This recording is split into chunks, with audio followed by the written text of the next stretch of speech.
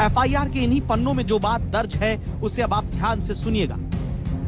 FIR कहती है कि हजरत मौलाना तौकीर रजा साहब ने कहा था कि आज शहर का माहौल बिगाड़ना है, चाहे इसमें हमें पुलिस वालों की हत्या भी करनी पड़े और मुस्लिमों की ताकत दिखानी पड़े। उत्तेजित भीड़ ने पुलिसकर्मियों से डंडे छीनना शुरू कर दिए, पुलिस की वर्दी पर लगे बैज नोच दिए। तभी भीड़ की तरफ से पुलिस बल पर जान से मारने की नीयत से अवैध असलहों से फायर किया जाने लगा। एफआईआर कहती है कि भीड़ में कुछ उन्मादियों ने पुलिस बल पर धारदार हथियारों व लाठी डंडों से हमला करके उन्हें घायल कर दिया।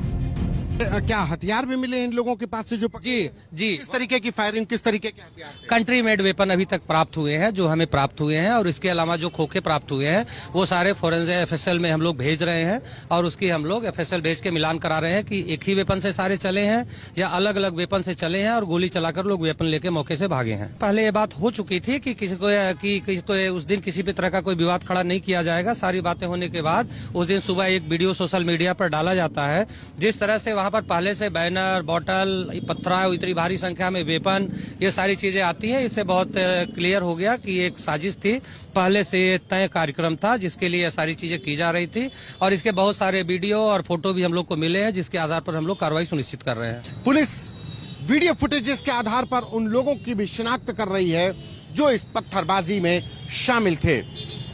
आई लव मोहम्मद के पोस्टर लेकर बच्चे आगे चल रहे थे, लेकिन इन बच्चों के पीछे जो लोग चल रहे थे, पुलिस के द्वारा लगाई गई बैरिकेडिंग को तोड़कर जो पत्थरबाजी हुई, पुलिस के साथ मुजम्मत हुई, उसके बाद पुलिस को लाठीचार्ज करना पड़ा और अब पुलिस ने एक्शन लेना शुरू कर दिया है। ये एक्शन जरूरी भी है क्योंकि इन चेहरों को देखिए। पुलिस के मुताबिक हाथ जोड़कर अब मीडिया के कैमरों के सामने माफी मांगते ये वो लोग जिन पर पत्थर चलाने, हंगामा करने, पुलिस पर हमला करने का आरोप है, जिनके दिमाग में जहर भरने वाली जुबान दावा है मौलाना तौकीर की है। लेकिन अब तौकीर भी जेल में है और उसके कहे पर हाथ में पत्थर उठाने वाले आरोपी भी।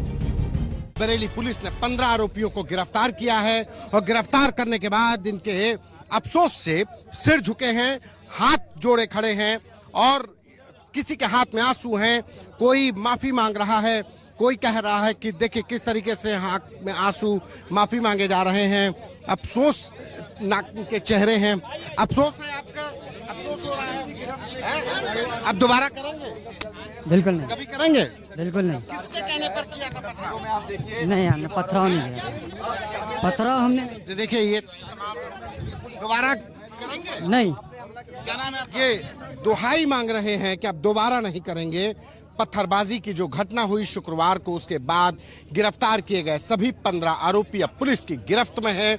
पुलिस की गिरफ्त में आने के बाद कैसे कानून की दुहाई देते हैं, ये साफ दिखाई पड़ रहा है। जरूरी है कि यह कार्रवाई हो क्योंकि जो दावे बरेली की हिंसा में पुलिस की एफआईआर में सामने आए वो बड़ी चिंता जाहिर करते हैं। जैसे एफआईआर के मुताबिक इनकी तरफ से बाहर से कुछ आपराधिक प्रवृत्ति के लोगों को भी बुलाया गया, कांच की बोतल से पेट्रोल बम भी पुलिस वालों पर फेंका गया, उत्तेजित और सामाजिक धार्मिक सौहार्द को बिगाड़ने वाले नारे लगाते हुए ईंट, पत्थर, जूते, चप्पल फेंके जाने लगे, उपद्रव करने वाले हमरा आरक्षी के एंटी राइट गन और वायरलेस सेट लूट कर ले गए। इस सब के लिए मौलाना तौकीर रजा जिम्मेदार? अभी तक जो जांच की गई है उसमें 7 दिन पहले तौकीर रजा मौलाना जो है, इनके द्वारा ही कॉल दी गई थी। इनके द्वारा ही पुलिस प्रशासन के अधिकारी लगातार पूरे हफ्ते संपर्क कर रहे थे। लगातार इन्हें बताया जा रहा था कि व्यवस्था बिगड़ सकती है, फिर भी इनका कोई सहयोग नहीं किया। लास्ट में एक वीडियो जारी की गई।